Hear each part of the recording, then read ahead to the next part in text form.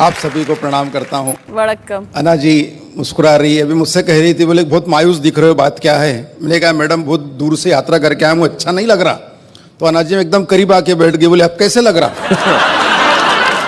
मैंने कहा अन्ना जी आप मेरे करीब आके बैठी तो मुझे ऐसे लगा जैसे कश्मीर खुद चल के केरल के पास आ गया। चार पंक्तियां पढ़ रहा हूं कि 8-10 बैल मिलकर अंग्रेजी फिल्मों के पोस्टर खा रहे थे। अच्छा, 8-10 बैल मिलकर अंग्रेजी फिल्मों के पोस्टर खा रहे थे।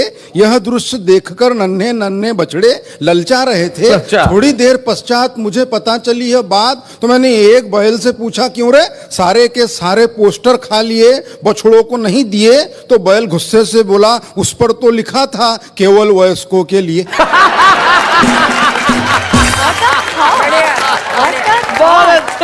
भले ही मैं मद्रासी हूँ, मगर एक सच्ची बात बताता हूँ शैलेश भैया जी। एक दिन कुछ हिंदी के अधिकारी हमारे घर आए, माता पिता जी से कहा बोले हिंदी में आपका योगदान चाहिए। अब वो दोनों मद्रासी, उनको हिंदी आती नहीं, उन्होंने मुझे सामने कर दिया, बोले इसको लेके जाइए। चार पंक्तियां पढ़ रहा हूं कि मित्र की असफल शादी के बाद जब सफल तलाक हुआ। वाह, सफल शादी के बाद जब मित्र की असफल शादी के बाद जब सफल तलाक हुआ, तब तलाक के दस्तावेज पे दस्तखत के लिए मित्र के पत्नी ने पुराने संबंधों को याद करके थोड़ी सी हिम्मत करके मित्र से पूछा आपके पास पेन है क्या? हाँ। मित्र बिगड़ते हुए बोला बिछड़ते हुए भी तुमने किन शब्दों को छुआ है, अब पेन की क्या कमी है, सारा पेन तो तुम्हारा ही दिया हुआ है। बहुत अच्छे। अच्छा है, बहुत अच्छा है। रोहिन भाई साहब, मेरे पिताजी, मेरे दादाजी, मेरे बड़े भाई सभी पुलिस विभाग में हैं। हमारे खानदान में कोई कवि नहीं शैलेश भाई जी, सिर्फ मैं अकेला ही कवि हूँ। कभी कभी तो मेरे पिताजी मुझे गौर से देखते, आखिर गलती हुई कहाँ। एक दिन मुझसे कह रहे थे, बोले बेटा कवि सम्मेलन तो रात में रहते, दिन में पुलिस की नौकरी कर ले। मैंने कहा ठीक है। मैं पुलिस के भर्ती में गया तो कमिश्नर साहब ने मुझे ऊपर से नीचे तक देखा और बोले क्यों रे मनोज, तेरे हाथ अगरबत्ती पैर मोमबत्ती, फिर भी होना है पुलिस में भर्ती? तो मैंने कमिश्नर साहब से कहा, मैंने कहा साहब मेरा सिर्फ इतना है कहना, मैं तो ये बताने आया था कि मेरे भरोसे पे मत रहना।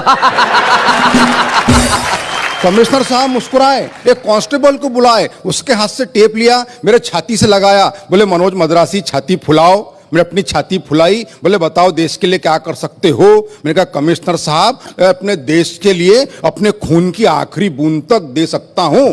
कमिश्नर साहब खुश नहीं हुए, फिर टेप खींचा, थोड़े ऊपर लगाया, बोले मनोज छाती थोड़ी और फुलाओ। मैंने अपनी छाती थोड़ी और फुलाई, बोले अब बताओ देश के लिए क्या कर सकते हो? मैंने कहा कमिश्नर साहब मैं अपने देश के लिए अपनी जान तक दे सकता हूं। साहब खुश नहीं हुए, फिर टेप खींचा, थोड़े ऊपर लगाया, बोले मनोज छाती थोड़ी और फुलाओ। मैंने अपनी छाती थोड़ी और फुलाई, बोले चलो अब कोई ऐसी बात बोलो जिससे हमारी भी छाती फूल जाए। मैंने कहा साहब 2 लाख तक दे सकता हूं। बहुत अच्छे। मगर मैं सच्ची बात बताता हूं, मैं पुलिस में भर्ती तो नहीं हुआ, मगर जब कभी पिताजी रात में गश्त पे जाते मैं उनके साथ जाता हूं, वहां से मैंने हाथ से उठा के लाया आनंद ले कि रात में गश्त के दौरान रास्ते में सो रहे कुत्ते को पुलिस वाले ने डंडे से मारा। कुत्ते ने गुर्रा के देखा और चुप हो गया बेचारा। मैंने कुत्ते से कहा अरे पुलिस वाले ने तुझे डंडे से मारा, क्या तेरे मन में उसे काटने के भाव नहीं जगे? कुत्ता बोला जगे, मगर पुलिस वाले के मुंह कौन लगे। जैसे ही पुलिस की जीप बड़ी आगे, 2 चोर आ रहे थे भागे भागे। पुलिस वालों ने चोरों को पकड़ा, अपना हाथ दिखाया तगड़ा। थोड़ी देर बाद दोनों चोर मुस्कुराते हुए जाने लगे तो मैंने चोरों से कहा बेवकूफो शर्म करो थोड़ा, चोरी करने के बावजूद पुलिस वालों ने तुमको छोड़ा। तो एक चोर बोला ऐसे ही थोड़ी छोड़ा, कुछ हमने छोड़ा तब कहीं जाके छोड़ा। बहुत अच्छे, बहुत बढ़िया, बहुत अच्छे। ये छोड़ा छोड़ी का दौर चलता रहेगा। हाँ। मैं 2 पंक्तियां पढ़ता हूं कि विषय था अपने विचार कम शब्दों में किस तरह बोले। इस विषय पर एक विचारक स्वयं 2 घंटे तक बोले। मगर मैं ऐसा कुछ नहीं करूंगा। आप कल्पना कीजिए पंडित जवाहरलाल नेहरू का जन्मदिन हम पूरे देश में बाल दिवस के रूप में मनाते हैं। वहां से मैंने कल्पना उठाने का प्रयास किया है कि बाल दिवस के दिन प्रकाश नाम का एक बालक अंधियारे में खड़े होकर सब्जी बेच रहा था। क्या बात है भाई, बहुत बढ़िया, बहुत अच्छे। बाल दिवस के दिन प्रकाश नाम का एक बालक अंधियारे में खड़े होकर सब्जी बेच रहा था। मैंने उस बालक से पूछा पालक है क्या? उसने मुझे घूर के देखा और बोला भाई साहब अगर पालक होते तो मैं सब्जी क्यों बेचता? क्या बात है, वाह वाह वाह। बोले अगर पालक होते तो मैं सब्जी क्यों बेचता?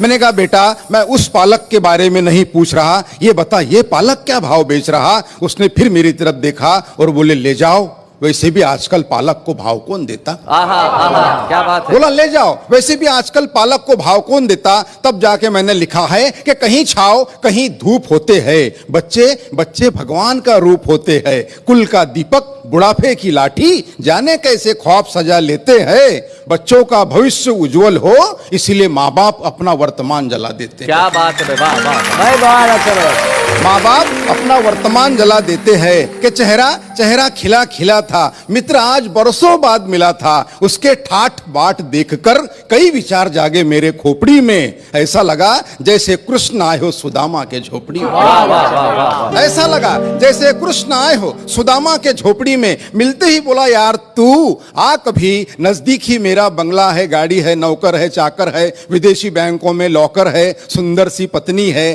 फूल से बच्चे हैं, यह सारी बातें वो कह गया। एक ही दम में मैंने उससे पूछा माँ पिताजी कहाँ है? वो बोला वृद्धाश्रम में। क्या बात है। मैंने कहा दोस्त धन दौलत तो साथ में घड़ी दो घड़ी होती है, मगर याद रख जिस घर में माँ बाप होते हैं वो जगह जन्नत से भी ज्यादा बड़ी होती है। वाह वाह वाह वाह, स्वागत है मनोज, बहुत अच्छे, बहुत बहुत बढ़िया ढंग से मनोज ने कविता Beautiful, सुनाई। वाह, वाह। और सबसे बड़ी चीज ये है मनोज, जो देख के मुझे बड़ी खुशी हुई, और यही इस देश की एकता का सबसे बड़ा प्रतीक भी है मनोज।